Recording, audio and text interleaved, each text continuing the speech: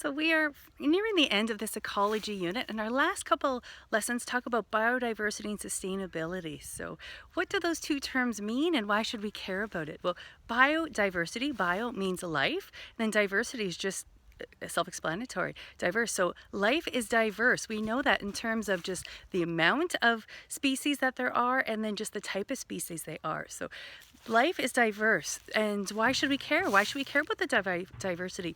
We learned last lesson about how sometimes we introduce new species and that affects the current ones. We gain species and then we lose some. So we don't want to be losing any species. So we want to preserve and maintain the biodiversity.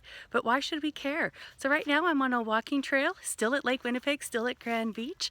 It's the May long weekend. I don't know what date that would be. So things are just starting to bloom right now, but you can see about diversity. I've got the lake behind me. We've got a falling log. Remember, that's where we started our unit, with this falling, rotting logs. We look down, we've got a bunch of plants and grasses that are growing. If I go this way, we've got diverse landscape. We've got some hills, some good walking trails.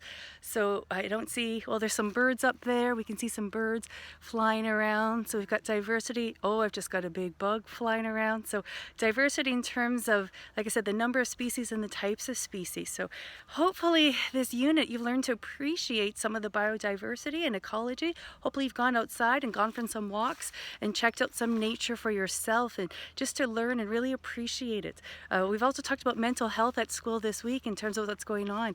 An excellent way for mental health, to deal with your mental health, is to get outside, go for a walk, be in nature. A lot of people find that being in nature just kind of clears their head. So there's a lot of value and importance to biodiversity. So hopefully we've learned to appreciate it, and we're doing our part to sustain it as best as we can. So like I said, I'm doing this video, one final video from Lake Winnipeg, just to show you the biodiversity just in this one little area I am right now. So we're going to look at some videos and some assignments about biodiversity, what biodiversity means to you and why you think it's important, and these days, and what are some sustainability things that are happening to help sustain this biodiversity. What are some things maybe we can do to be more sustainable, so we can appreciate and preserve this biodiversity that surrounds us? So there you go, biodiversity and sustainability.